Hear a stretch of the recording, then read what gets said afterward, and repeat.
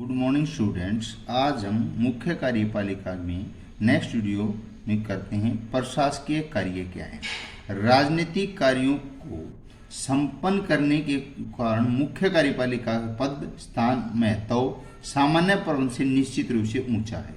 औपचारिक कार्यपालिका के राजनीतिक कार्य लगभग नगण्य होते हैं। राजनीतिक कार्यपालिका की शक्तियों का प्रयोग वास्तविक कार्यपालिका ही करती है।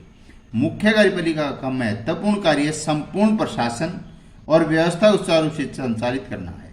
इस संचालन में वह अपने अधीनस्थ अधिकारियों की सहायता लेता है। लोक प्रशासन के प्रसिद्ध विद्वान लूथर गुलिक ने कहा है कि उनके इन कार्यों को एक ही शब्द में समझाने प्रयास किया गया। शब्द है पोस्ट कॉरम, जिसका अर्थ है योजनाएं बनाना, यानी पी फॉर प्लानिंग योजना बनाना, ओ ऑर्गेनाइजेशन संगठन बनाना, कर्मचारियों की व्यवस्था यानी एस स्टाफिंग द्वारा, डी डायरेक्शन निर्देश देना, सीओ कोऑर्डिनेशन समन्वय तालमेल बनाना, आर रिपोर्टिंग रिपोर्ट तैयार करना तथा बजटिंग बजट तैयार करना। पोस्ट कॉरम मार्शल डिमाग ने कहा फिर उनके सभी कार्यों को एक वाक्य में प्रस्तुत करते हैं। वह संकटों का शिकारी निरीक्षक भविष्य के कार्यक्रमों को आगे बढ़ाने वाला है। नंबर 1, प्रशासकीय नीति का निर्माण करना। प्रशासकीय नीति का निर्धारण और निर्माण करना प्रधान कार्यपालिका मुख्य कार्य है। वह राजकीय अधिकारियों को विशेष नीति संबंधी निर्देश जारी करता है ताकि वह अपने कार्य को ठीक प्रकार से कर सके। यह निर्देश प्रशासन के लिए मार्गदर्शन का काम करते हैं। वे विवादास्पद महत्वपूर्ण मामलों को सुलझाने का प्रयास करता है। विधान पालिका प्राय मुख्य तौर पर कानून बनाती है। कार्यपालिका उसका विवरण तैयार करता है। संगठन के विवरण का निर्धारण करना। प्रशासकीय संगठन में कई प्रकार के होते हैं, जैसे विभाग, निगम और आयोग। ये कुछ विभाग, डिपार्टमेंट, बोर्ड होते हैं। विधान पालिका इनकी स्थापना करती है, परंतु इनके अतिरिक्त संगठन का निर्णय मुख्य कार्यपालिका द्वारा किया जाता है। वह संगठन में परिवर्तन तथा सुधार कर सकता है। नए नए प्रशासकीय संगठनों का निर्माण भी कर सकता है। कौन कर्मचारी कौन सा कर्तव्य यानी ड्यूटी निभाएगा भाई। निर्देश आदेश जारी करना। किसी भी आदेश को सार्थक व प्रभावी बनाने के लिए निर्देश आवश्यक है। कमान देना जरूरी है। प्रशासनिक क्रियाओं को वैधानिक परिपत्रों के अनुरूप बनाने के लिए भी आदेश देना आवश्यक है। प्रशासनिक कार्यक्रमों में लगे हुए लोगों के व्यवहार में एकरूपता लाने के लिए मुख्य कार्यपालक उद्घोषणाएं आदेश जारी करता है। उसके द्वारा जारी किए गए आदेश प्रशासनिक लक्ष्यों को व्यवस्थित करते हैं। कर्मचारियों की नियुक्ति और बर्खास्तगी करना। क्या विभिन्न विभागों के प्रमुख सदस्य अपने कर्तव्यों का निष्पादन निष्ठापूर्वक दृढ़तापूर्वक कर रहे हैं या नहीं कर रहे हैं, यह देखना मुख्य कार्यपालिका की जिम्मेवारी है। अतः वह अधिकारियों की नियुक्ति कर सकता है।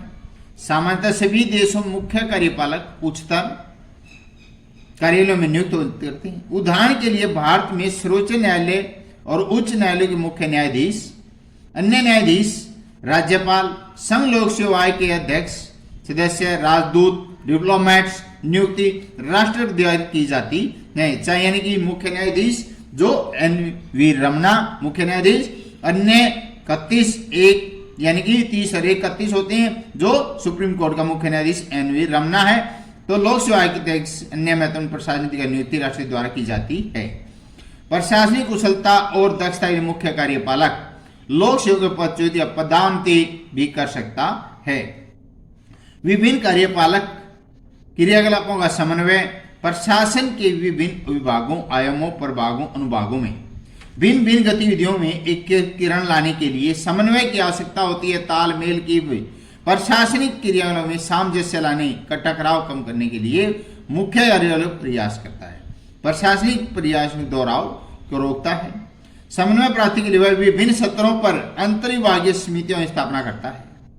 समन्वय मुख्य कार्यपालक के सर्वाधिक महत्वपूर्ण कार्यों में से एक माना गया है। वित्त का प्रबंध करना, फाइनेंस का, खजाने का, प्रशासकीय विभागों के लिए बजट को तैयार करना और विषय विधान पालिका की स्वीकृति के लिए प्रस्तुत करना मुख्य कार्यपालिका का कर्तव्य है। भूतकाल में पहले क्या हुआ था, भविष्य का, वर्तमान में क्या हो रहा है, भविष्य में क्या होगा, होने वाले प्रचलनों की रिपोर्ट तैयार करता है। राजस्व और खर्च की आवश्यकता पूर्ति के लिए किए गए प्रबंधों व्यवस्था देता है। विधान पालिका द्वारा बजट की मंजूरी मिलने के बाद उसके उचित निष्पादन कार्यान्वयन को देखना उसकी जिम्मेदारी होती है। प्रशासनिक प्रक्रियाओं का परीक्षण, नियंत्रण और जांच पड़ताल करना। मुख्य कार्यपालक का यह देखना है कि प्रशासनिक व्यापार का निष्पादन भली भांति हो रहा नहीं हो रहा है। यह विभिन्न प्रशासनिक गतिविधियों के परीक्षण और नियंत्रण करता है। वह विभिन्न विभागों के कार्य प्रणाली को निरूपण जांच करता है। वह कर्मचारियों द्वारा कार्य ठीक से न करने पर चेतावनी और अच्छा काम करने पर प्रोत्साहित करता है। किसी प्रशासनिक मामले की जांच पड़ताल के लिए वह किसी से पूछताछ कर सकता है। इस कार्य के लिए जांच समिति गठित कर सकता है। जनसंपर्क यानी जनता किन किन माध्यमों से जुड़ सकती है। लोक प्रशासन, जनता तक हम अपनी आवाज को इस माध्यम से पहुंचाते हैं। अपने हर कार्य के लिए लोगों प्रति उत्तरदायी होता है। प्रशासन की गतिविधियों, इसके कार्यक्रम और नीतियों के बारे में लोगों की जानकारी होना आवश्यक है। लोगों को यह जानना कि प्रशासन के लिए क्या कर रहा है, प्रजातंत्र का आधार क्या है। जनता और प्रशासन मध्य संपर्क के लोक संपर्क, जनता कैसे जुड़ती है, रेडियो के माध्यम से, दूरदर्शन के माध्यम, समाचार पत्रों, अखबारों के माध्यम से जलती है। और आजकल तो इंटरनेट द्वारा भी बहुत ज्यादा जानकारी प्राप्त हो जाती है। जनता की प्रतिक्रिया जानने का प्रयास किया जाता है। जनता क्या चाहती है, सरकार उनके लिए क्या कर रही है। तो संचार बनाए रखना, गति बनाए रखना, कम्युनिकेशन दो। मुख्य कार्यपालिका विभिन्न विभागों में समुचित संचार रखता है। संगठन के विभिन्न सत्रों के मध्य सूचना बिना किसी रोक टोक के चलती रहे। प्रत्येक अधिकारी से अच्छी प्रकार समझ ले। इस कार्य के लिए प्रधान कार्यपालक मुख्य उत्तरदायी है। संगठन में कार्यरत सभी कर्मचारियों के मध्य संबंध बनाए रखना मुख्य कार्यपालक का कर्तव्य माना गया है। संगठन के नेता के रूप में मुख्य कार्यपालक संगठन में को नेतृत्व प्रदान करता है।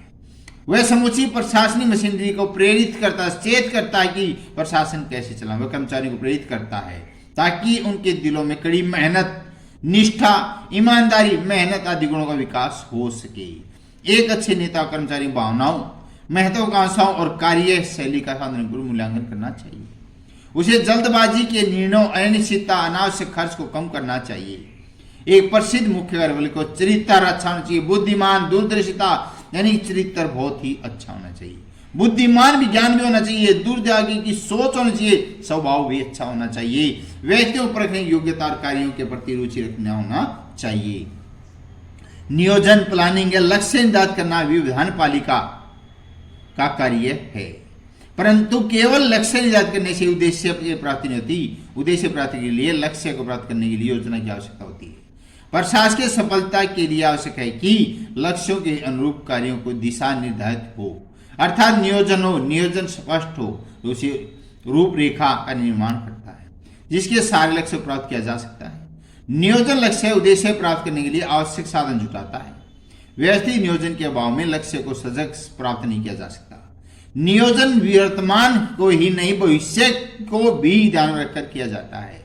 नियोजन करना मुख्य कार्यपालिका महत्वपूर्ण कार्य है।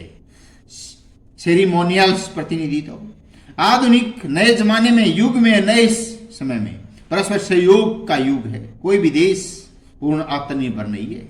उसे अपनी आवश्यकता पूर्ति के लिए अन्य देशों पर निर्भर रहना पड़ता है। इसके लिए मुख्य कार्यपालिका अन्य देशों से संबंध स्थापित करने के लिए समय समय पर विभिन्न देशों की यात्रा करती है। अन्य देशों में मुख्य कार्यपालिका अपने देश का प्रतिनिधित्व करती है। वह अंतर्राष्ट्रीय सभाओं में अपने देश का प्रतिनिधित्व करती है तो उनमें वह स्वयं उपस्थित होती है।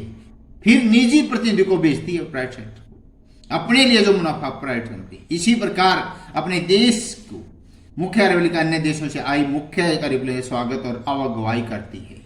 मुख्य कार्यपालिका नेतृत्व कार्यों का, दायित्वों का, अधिकारों के अध्ययन स्पष्ट हो जाता है कि इस विशाल महत्वपूर्ण कार्यभार का संचालन अकेले नहीं कर सकती।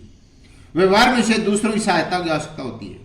वह संलग्न मिलजुल कर अधिकारियों की सहायता लेती है। मुख्य कार्यपालिका अपने बहुत से कार्य सौंप देती है। इस तरह कार्यों को सौंपे जाने को सत्ता का हस्तांतरण समझना उचित है।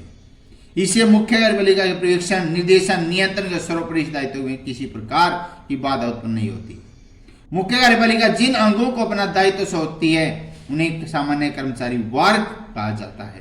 काट छांट करना, विश्लेषण, गौण महत्व कार्यों में निर्णय मुख्य कार्यपालिका के कार्यभार हल्का कर देते हैं और उसकी शक्ति और समय बचाते हैं। केवल महत्वपूर्ण मामलों को ही कार्यपालिका तक पहुंचा जा सकता है। धन्यवाद।